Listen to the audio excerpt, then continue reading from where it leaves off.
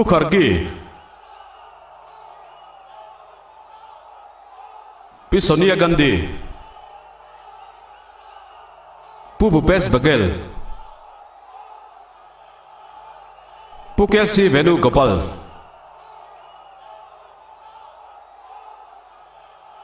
Pi Priyanka Gandhi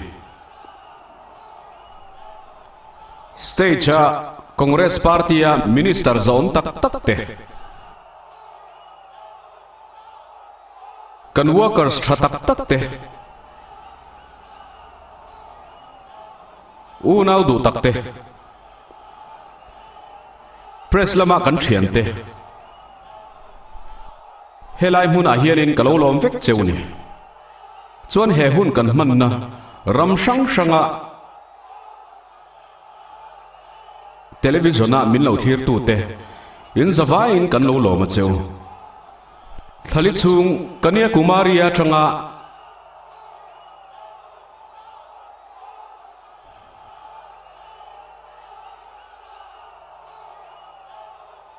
Srinagar theng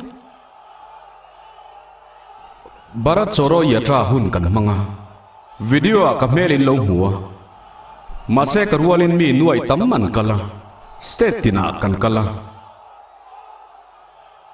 ruasur nisa khovot nuaya ahu howin kan kala thil tam tak zir tur ka muwa tuna video kan en ang khan thil hriat chuak ka neya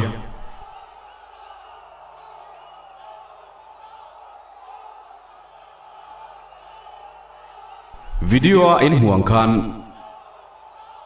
Punjab mechanic pakhatin minron muwa kumtam takalo be to na kha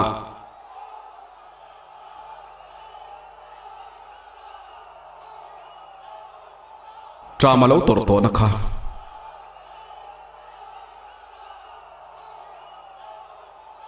tuna alung ngai na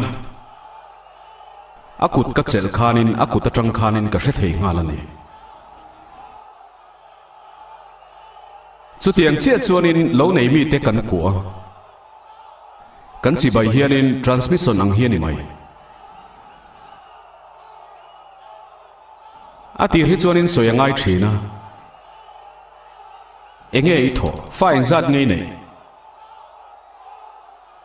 enge har satna hei hi thakhat atanga thakhat le chan ve vel chu a o thi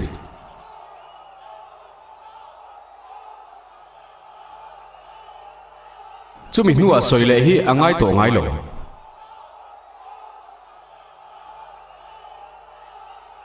kanin chi bai chia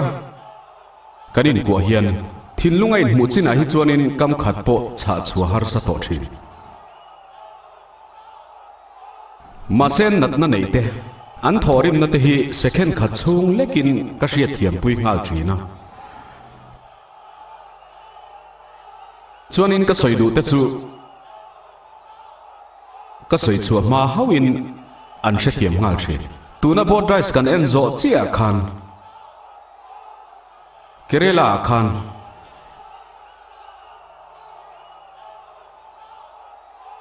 khati laya longlenga ka chuan lai khanin team tenen long kan kar ho lai khanin ka ke hi na lu tuka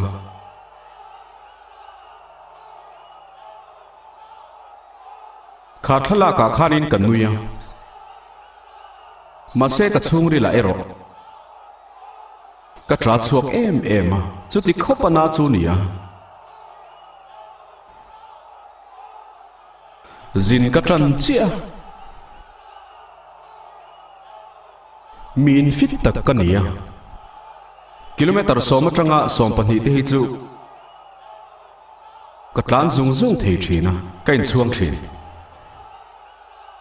ka ngai tua kilometer som atanga som pani vel kein ka kal the ni chuan kilometer som ni tanga kilometer som ni panga kal le chu a har sa to do nem ni karil ruwa oma liam ka nei to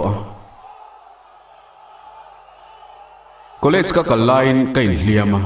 football kanin khel line kala shereng katlana kanung lam tang hianin ka thian pakhat hianin min ron nam thua chuanin ka khu pa hianin kain hliam ta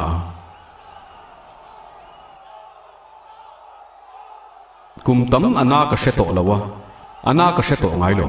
ma se thok le khata ya tra kan han tran le che kha ana lo chuak le ta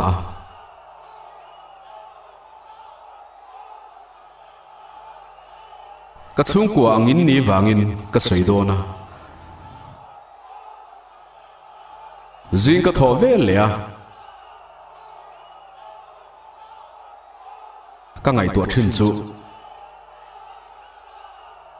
engtin nge ka kalta kang chuan kilometer somni panga lek ani to lo kilometer sangthum zanga chuang kalangai dona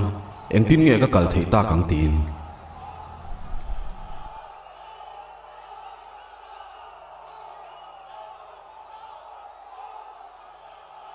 chuan ko omna tangin ka chuaka kein ka kal tran ta mi te ka va hua chuan ama ni som panga chunga mi chapo min du lutuk ni shin kha avai na bo ta veka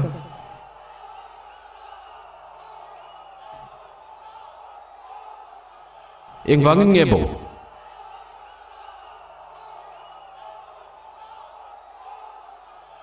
achan chu India hianin message min thona ente ichuak ani chuanin Kanyakumari tanga Kashmir ke a kaltura ipen chuak ani chuan i thinlunga tanga chapo na ti theilo nei nei kha pai bo ro ani lo chuanin kalsu chuan he thu hi ka ngai thla ka ngai lo ka ngai thak nge yangai a chan chu ngai thalo turin chakna ka nei lo chuan zoi zoi in ka hriat chhuat tak chu ka ngoi tatlata a tir kha chuanin lo nei tu te hi ka va hmu thina anni hi ka thiam na hrilfia ka tum thin tlema zong lo nei chung chang thlai en kol dan fertilizer chung chang te kalo hrilfia thin ang te kha hrilfia le chon ka tum thin zoi zoi in are ta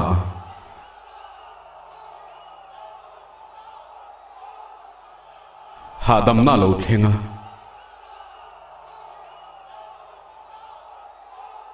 chuan re dup na hmuna chuanin ka ngai thata em hei hi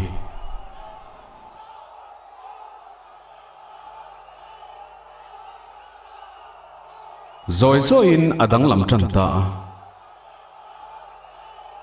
chuan Jammu and Kashmir ka then chuanin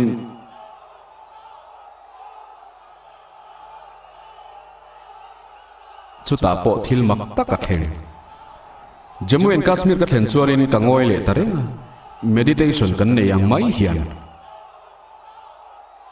Priyanka nen insertion na hun kan nei ang mai khanin ka ngoi tarenga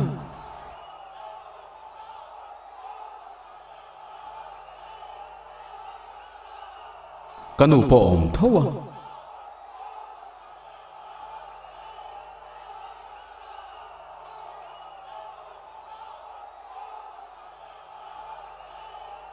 no pangte mai kalania kumsang khat zakwa somsari pasari lai khania in than lai ania in than chungsang hi engma ka shevelawa kumruk mi lek kalania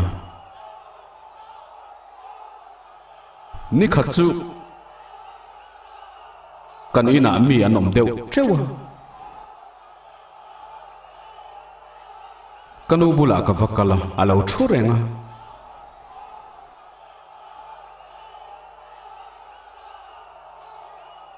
min en lawa kanu bula ka vakala kanu ka vazota kanu tingeya ka vatia kanu chuanin in hi kan chua san don tin min changa khati lai khanin kan in tura kalongaya chuan kanu hne na chuanin nu tinge kan in hi kan chhuat san don ka tia chuan a voi khat nan kan nuin min hril chu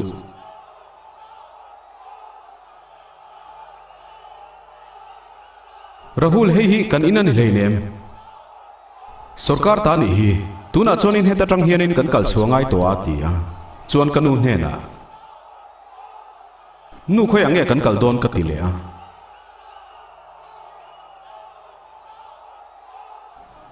ani chuan in ka shelo tin min changa mak ka ti le maya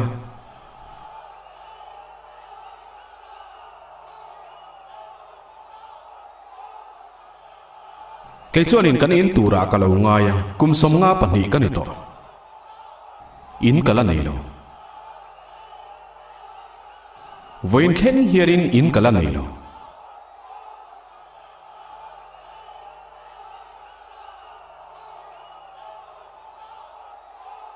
chuan in kan in ala haba tami po kan in ani lo chuan in kan ti nen hianin in lai chin na mak tak mai kan ne a 12 taklak lina ka khosa ma se ka tan so so in ani lo chuan in ka kal chhuak khanin kania kumari tanga ka kal chhuak khanin ka in zo chu enge ka mo phurna hi ni ta ang ka tia chuan in ka kal chhuaka India fangkwal turin India hrechiang turin ka kal chuaka mi sang tam tak an kala mi puyan tama ke hianin enge mo phurna ka nei ve ke hianin reilo te ka ngai tua chuanin thil pakhat karil ruwa lo langa ka office ami te ka ko khoma kabula mi te karwala kalte an hena chuanin helai huna hianin mi sang tam takan kala anin nam thunga mi te anin hiam palang mi puyan tam sia thil pakhat ti tengu kasira hianin kamalama fit song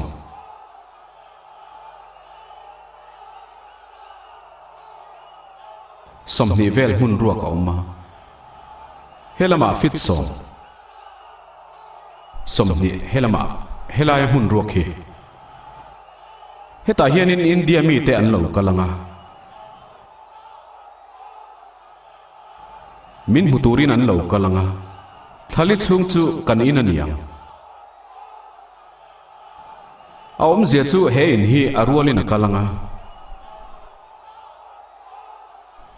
zingdaru ka tanga tlaidar sari thleng he in hi karwalin kalang chuan an zawai hne na ka soi chu enteu he in a hianin tu po lo lut om sela re theyemo hausa po ni se upa thalai le no pang po ni se engsa khua po nin state randai po ni sela India rampon lammi po ni sela ransa po ni ro se a ina om anga a in ngai turani chuan helai hunan chua san huna a ina chua san anga a in ngai turani bokang idea hote mayania maseril zia hi khati lai khanin ka thathiam mi lo hei hi ka tran tang khan ka tran ni tang chia khanin ka jin kong dang lam zo ta doyang mai na dang lam ta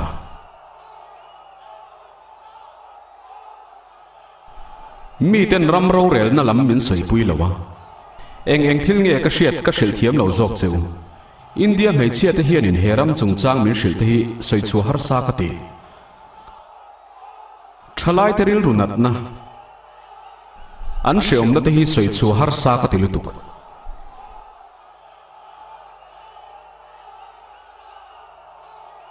ka soi the ma se ka hril fia theilo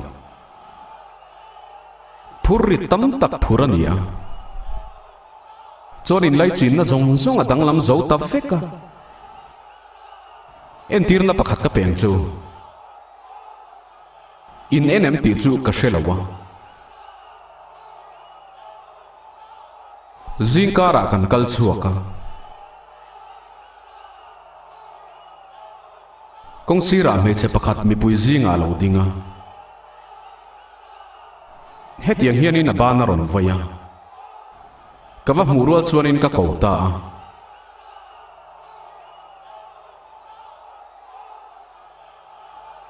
tlemin mak ka ti dewa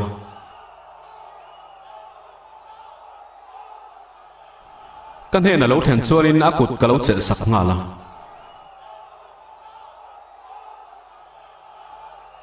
thilenge motik lo om ti ka hre thei nga la priyanka kut ka chel sak thrin nang chi hianin akut kha ka chel saka engma danglam na om lo khati lai kharin ka ngai tua ve tho ka farnu ni lo ti hi eng thil nge ka ti ta khe mangai na ka farnu tan ka nei hi eng tin nge ani hi ka pek theng amak ka ti hle a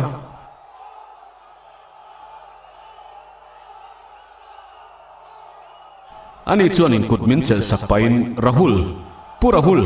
ka u mutur chein kalau kala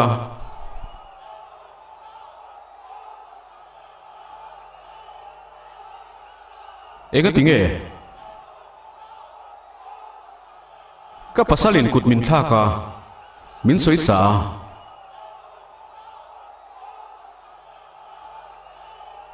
ke chuan in eng tikin nge ka tia ani chuan in tuna hianin min soi sa me ka in atangin karon tlan chuak ani hi nang huturin chuan police kan ko mai don em ni ka tia ani chuan in ai police ko su tia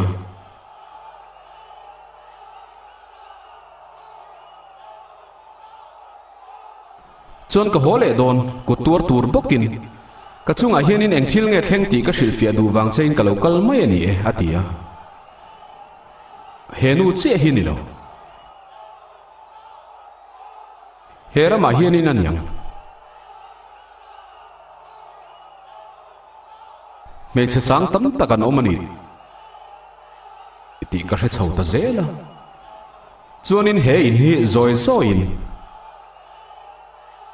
Jammu and Kashmir thleng ka kalpuita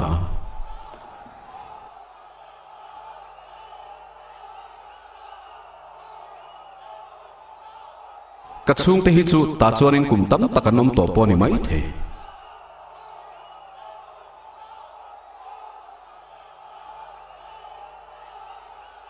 ka ngai tu chu amak hle mai kania kumari tangin Kashmir khen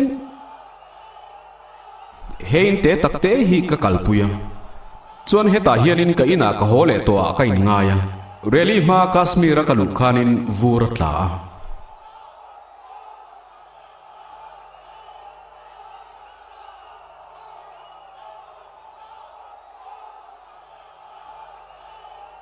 ni sa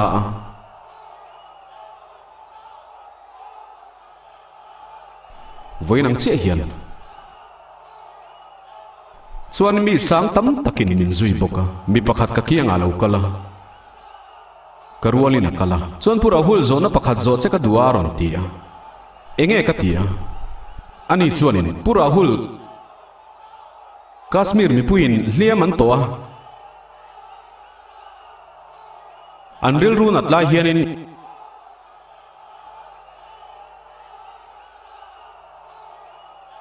India mi puite hi tingen lo hlim thina tia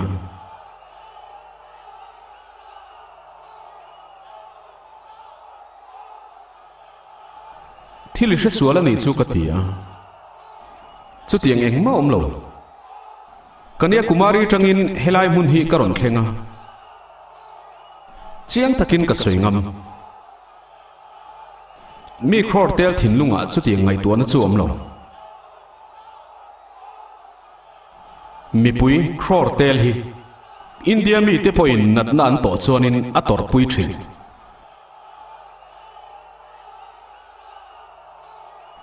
thlan tlem te chi ka soi chu thlan tlem te chi hlim thin te chun ni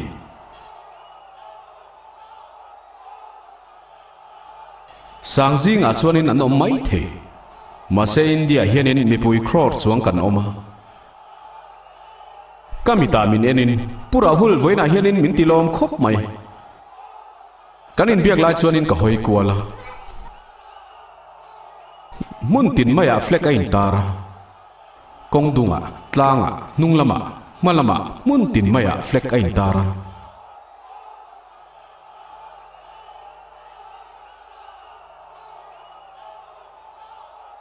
chuan rally na lama kan lut ta rally na kan lu hianin chu ma jing thin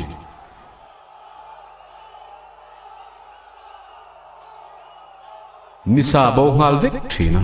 chuan kan lu che kharin police ta chuanin mi sang ni bor vel an lo kalangan tia security mi te point mi sang ni bor vel an lo kalangan tia kan han lu che chu mi singli chuang an lo ding khoma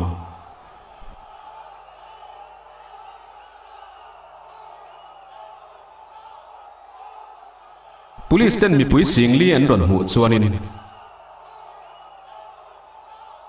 an shui an thil ken te kalsanin an tlan cheta lok party kan ti te po kha an tlan chelai ka hmuwa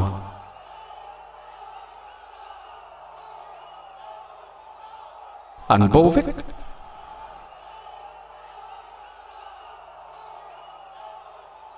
ka hriat dan chuanin India terrorist mun pui ber chu helai mun hi ni ti hi ni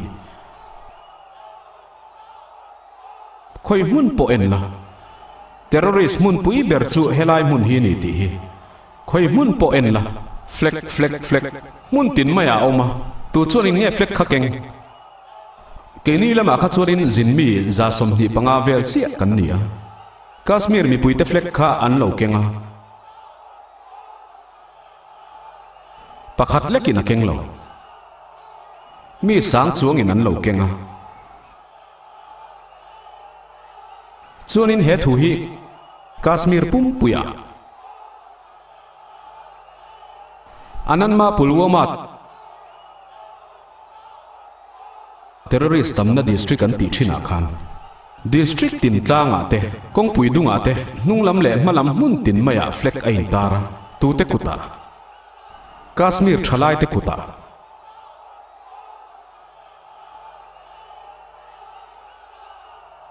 CRPF te pon kan hne an soi chu unau pa eng thil nge thleng ta hi hetiang hi ka dam chungin kalam hungai lawan ti hiela ne chuan kalet le a parliamentary prime minister thu soi ka ngai thla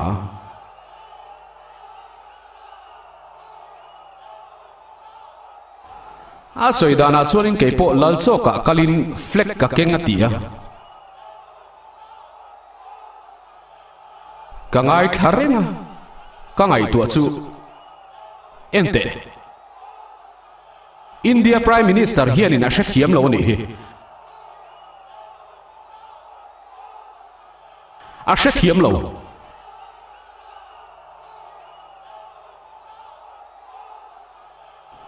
Narendra Modi ji hi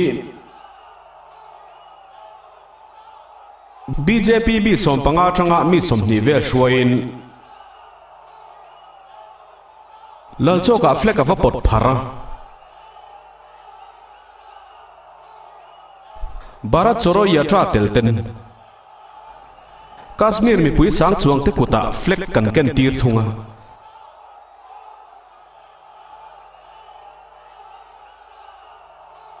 Prime Minister hianin adang lam na hrethiam lo ke hianin India hlutna he flek hlutna hi Jammu Kashmir thalai te thinlunga ka watu sakani nang hianin flek hlutna hi Jammu and Kashmir te kut atangin I chu saka he hi nang ne na kan dang lam na chu ni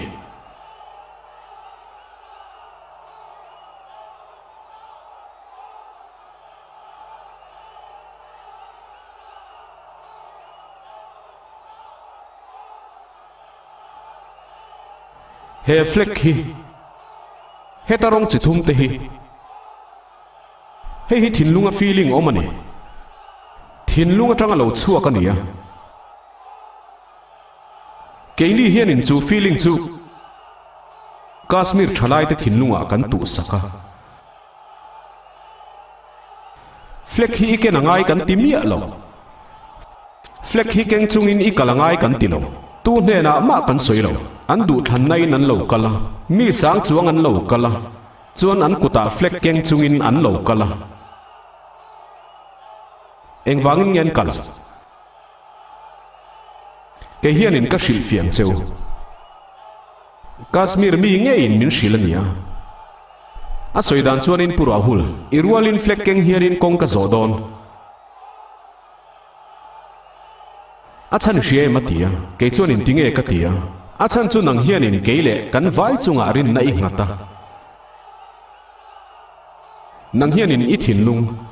I thinlung hi kan ta ni honga chu wangin kan thinlung hi itan kan hong ve don ani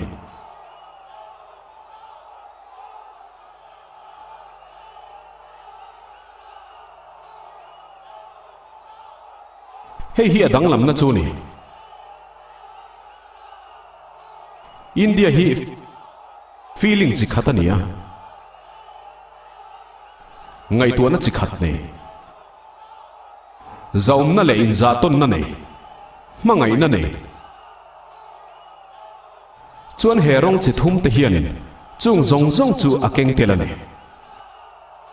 chuan bharat choro yatra hianin he feeling hi rampum puya atidar ta chuan he na hi Rahul Gandhi hianin ati hleinem he na hi Congress mi le sa ten an tia Congress minister ten an thoka India mi pui ten an thokane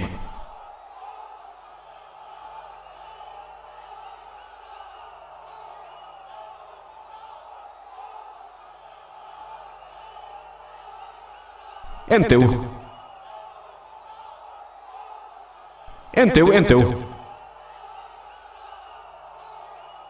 sarkar ngai tuana chungchang hi kan hril ten cheu mani deuh khanin interview nei na minister pakhatin soi chu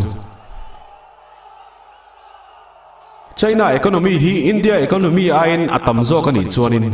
engtin ngen ni chu an be theanga tia China economy hi India economy ain atam zo kani chuanin engtin ngen ni chu an be theang India economy ain atam zo kani chuan engtin ngen ni chuan be theanga tia sa phoin min op be lai khanin anram economy din mun hi keini ain claim zo kem ni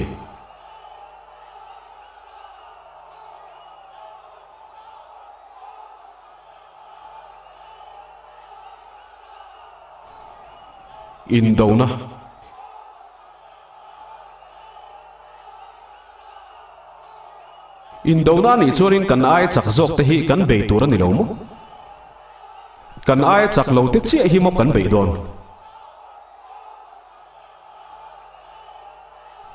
hei hi mi doi zep na ni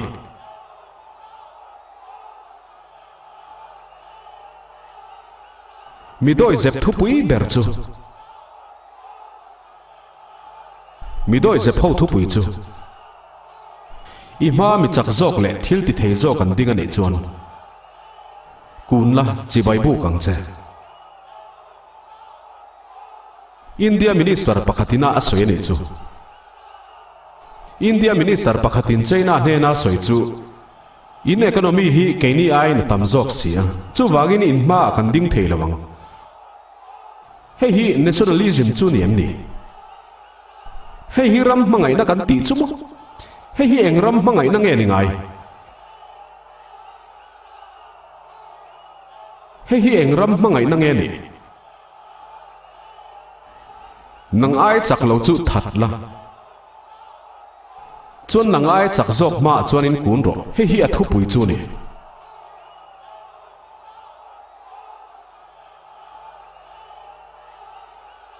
Mahatma Gandhi khani na soi thina Satyagraha chungchang kha soi thin Satyagraha om zia chu thu dik hi tha ngai su ti pal thu dik kong hi zo the hil ngai su anni tan thu thar chu hei hi RSS le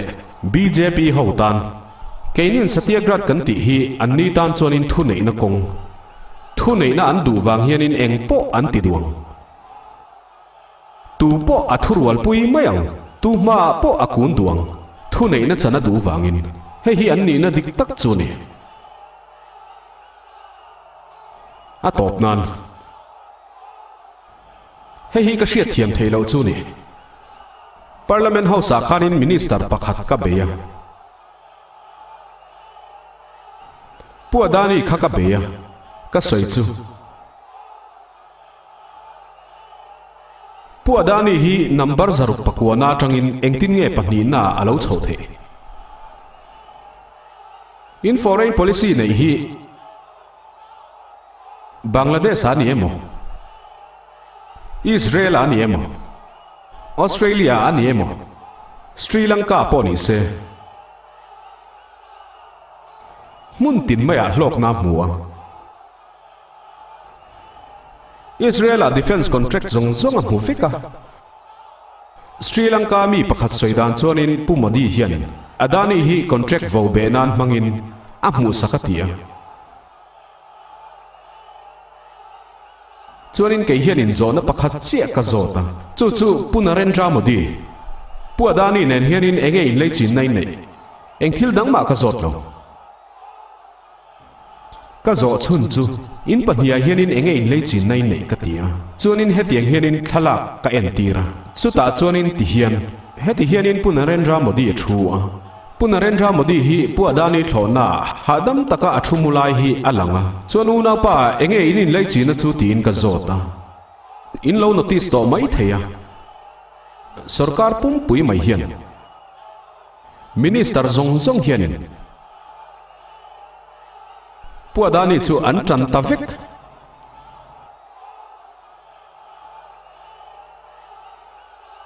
an soidan chuarin puadani beitu chu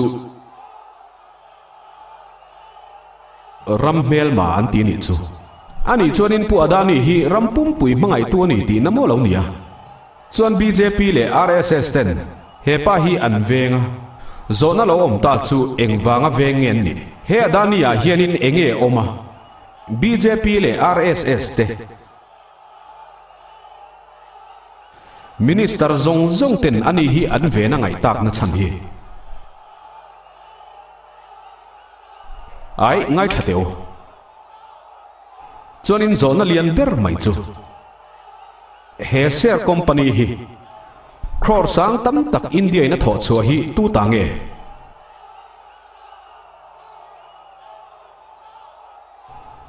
hei hi tu sum nge ni ta puadani hi defense industry a hianin a thoka chuan India sarkar hianin puadani hianin share company rampon lama anei ti reng an shelo he thil hi engwanga chui chiang lo ngen ni JPC hi tingen ti lo defense chung chang ania ram hum him na chung chang ania hriat chhuat chu ngai lo tu sum nge nia tu share company nge ni ti hi ma se ni lo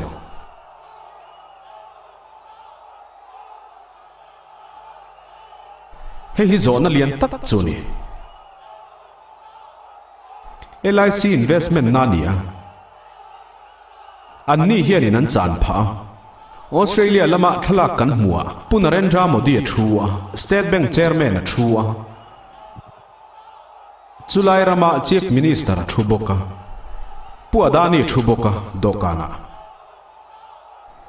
State Bank hianin $1 billion khat loan pe ka tuma punarendra modi hi engwanga kha dokan khakil venge ni punarendra modi hianin enge hlok na nei veng State Bank le Adani te inkara hian enge hlok na nei chuan hei hi zona chu nia chuanin ke hianin chu zona chu ka zota punarendra modi ka zota chana ol samte tur khania engin lei chin nama kan nei lo chana hote nia enge inin lei chin na katia punarendra modi hianin engmai lei chin na kan nei lo tia min chang mai tur khania ma se in lei chin na om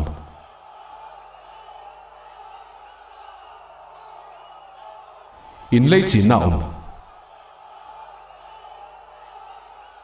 Unaw te u Adani pu Adani le pu Modi te hi thu munan ni thu munan ni ram chung ro zong zong hi mi pakhat ne na chun lu vekani airport defense infrastructure storage agriculture storage Himachal Pradesh Kashmir sum azawai mai chuanin mi pakhata chun lu vekani chuan prime minister nena he 609 hi panhina engtin nge om thei ti ka zota engin leichin na nge in nei min hril ro ka tia ka zo na zong zong eng ma lo moya atang thina pukhargi thu soi reng reng om zenei lawa atang zo thin Adani chungchang hi India parliament a zona zo thiang lo ke hianin ka zo tang voi khat mai ni lo voi sang ka zo tang atop don lo thu di kalan chu ma lo chu pu Adani ni na dik tak alan chu ma lo chu atop mai don lo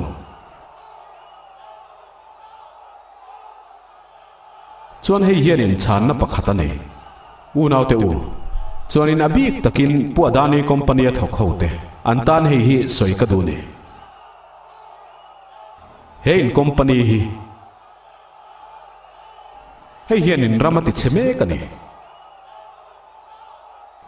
heram heta infrastructure zong zong hi chu sak me ka ni unaw te u shereng ro u zalen na suala ni lai po khanin East India company do dal na ne ni kha po company pakhata ni kha company po khanin India ro sum zong zong infrastructure zong zong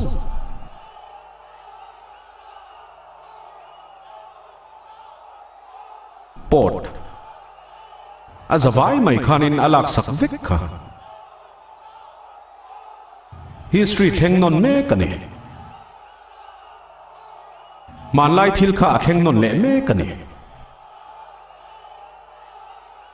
ram kal zong in na tho me kani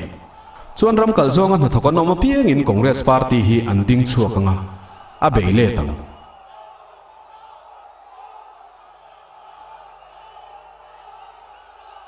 atop nan ka soi du chu enteu he pol hi thokrim ho pol ania sa khorong bol tu te pol ani lo rim taka na thok tu te ho pol ani thok rim te pol ani chuan in lo mu kha reilo te chung kan thorim na thali chung rim takin kan thoka chuan Congress hi engtiang in nge aron al chua in mu vek kha Congress party wa karte a engtin nge thota kha ram hi engtin nge harle kan thorim na hi kan ti top tur ni lo kan thorim na program hi akal reng tur ni chuta churing Congress worker zong zong an tel vekanga minister zong zong an tel vekanga he program a hianin nat na lang tur ni a har sat na lang tur ni a thana chuak tur ni hliama lang tur ni pukhargi tuna Congress president hi a oma minister senior an oma inhlan na program siam ula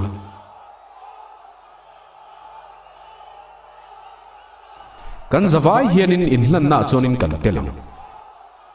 kan thisen kan thlan tui ramtan kan hlananga chuan ka tiamang cheu he inhlan na kan din huna che hianin India ram pum pui mai hi kan ruala inhlang turin an ding ve nga langa achan chu heram hi thokrim teramani